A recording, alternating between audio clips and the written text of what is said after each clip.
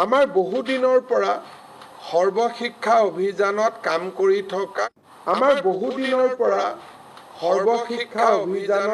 কৰি থকা শিক্ষকসকলৰ চাকৰি নিয়মীয়াকৰণৰ এটা ব্যৱস্থা চলি আছিল। ৰাজ্যৰ এডভোকেট জেনেৰেলে আমাক এটা অপিনিয়ন দিলে যে চৰকাৰে উচ্চতম ন্যায়ালয়ৰ উমাদেৱী গোচৰৰ পৰিপ্ৰেক্ষিতত কাৰো চাকৰি নিয়মীয়াকৰণ কৰিব নোৱাৰে। কেবিনেটৰ এই পাৱাৰ উচ্চতম ন্যায়ালয়ে প্ৰত্যাহাৰ কৰিছে। তাৰ পৰিপ্ৰেক্ষিতত আমি কাৰো চাকৰি নিয়মীয়াকৰণ কৰিব নোৱাৰো।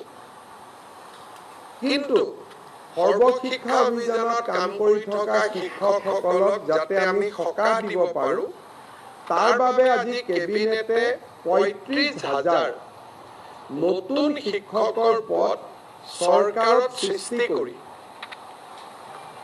SSL শিক্ষকসকলে সকলৰ বাবে এটা স্পেচিয়েল ৰিক্ৰুটমেণ্ট ড্ৰাইভ কৰিব খুজিছে। অৰ্থাৎ এই বিশেষ ৩৫,০০০ পোষ্টত অকল SSL কাম কৰি থকা শিক্ষকসকলেহে আবেদন কৰিব পাৰিব আৰু বাকী নিয়মীয়া যিবিলাক পোষ্ট তাত ফ্ৰেছ কেণ্ডিডেটবিলাকে আবেদন কৰিব পাৰিব। এই ৩৫,০০০ শিক্ষকে SSL পৰা আহি চৰকাৰত সোমোৱাৰ লগে লগে সৰ্বশিক্ষা অভিযানত ৩৫,০০০ পোষ্ট বিলুপ্তি হ'ব। অৰ্থাৎ সৰ্বশিক্ষা অভিযানৰ ৩৫,০০০ শিক্ষকে স্পেচিয়েল ৰিক্ৰুটমেণ্টৰ বাবে চৰকাৰত আবেদন কৰিব। চৰকাৰে তেওঁলোকৰ কাগজ পত্ৰ চোৱাৰ পিছত তেওঁলোকক নিয়োগৰ সুবিধা কৰি দিব। চৰকাৰত য'ত NPS পাব, চৰকাৰৰ পে স্কেল পাব, ইনক্ৰিমেণ্ট পাব, গোটেইবোৰ পাব।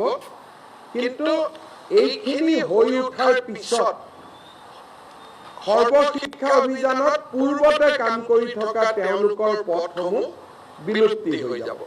অৰ্থাৎ আমি ৰেগুলাৰাইজেশ্যন কৰিব নোৱাৰাৰ বাবে আমি স্পেচিয়েল ৰিক্ৰুটমেণ্ট ড্ৰাইভ সৰ্বশিক্ষা অভিযানৰ শিক্ষকসকলৰ বাবে কৰিব খুজিছোঁ।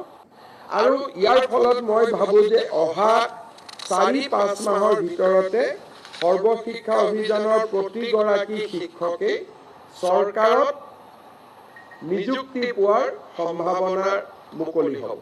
আজিও তেওঁলোকে ৰেগুলাৰ ৰিক্ৰুটমেণ্ট ড্ৰাইভত কিছুমান তেওঁলোকে ৰেগুলাৰাইজ হৈ থাকে, কিন্তু এইটো তেওঁলোকৰ কাৰণে হোলচেল কৰা হ'ব। সেইকাৰণে আমাৰ ৩৫,০০০ শিক্ষকে চৰকাৰত সোমাবলৈ এটা সুবিধা পাব।